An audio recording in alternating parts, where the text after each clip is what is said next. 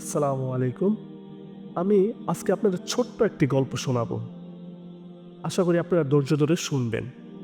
মনে করেন রাত ৩টা, ঘুম আসে না, বুকের ভিতর অদ্ভুত চাপ, হাত পা ঠান্ডা হয়ে আসে।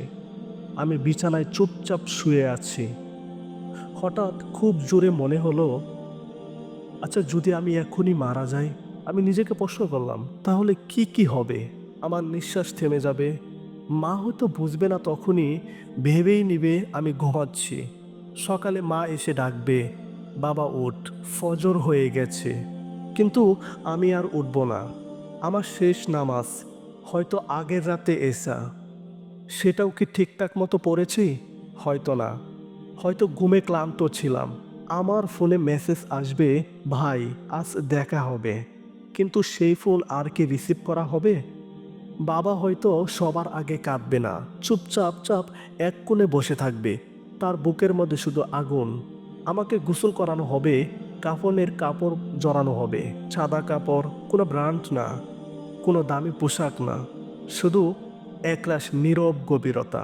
আমার জানাজার মানুষ আসবে, আমার জানাজায় অনেক মানুষ আসবে। কেউ কাঁদে, কেউ শুধু দাঁড়িয়ে থাকবে, কেউ ভাববে এই ছেলেটি বা মেয়েটি হাসি খুশি ছিল, কি হইল হঠাৎ। তারপর আমাকে কবর দেওয়া হবে সেই গর্তে, যেখানে কোনো আলো নেই, মোবাইল ফোন নেই, বন্ধু নেই। তখন একমাত্র আপনার আমল কি থাকবে জানেন? সেই নামাজটা যেটা দেরিতে হলেও আপনি পড়েছিলেন, সেই রোজা যেটা না ভেঙে কষ্ট করে রেখেছিলেন, সেই মায়ের ডাক যেটা ইগনোর না করে কথা শুনেছিলেন, সেই গোপনে দান করা টাকা যেটা কাউকে কখনো বলেননি। আমি তখন নিজেকে বলি, আমি তো এত পরিকল্পনা করতাম, ফিউচার, কেরিয়ার, গাড়ি বাড়ি নিয়ে, কিন্তু কবরে প্ল্যান কি নিয়ে কখনো ভেবেছিলাম? না ভাই, কবর আসবে এটাই নিশ্চিত।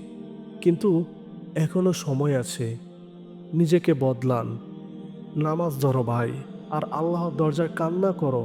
কবরেও আলো থাকবে যদি আজ থেকে শুরু করি সব কিছু।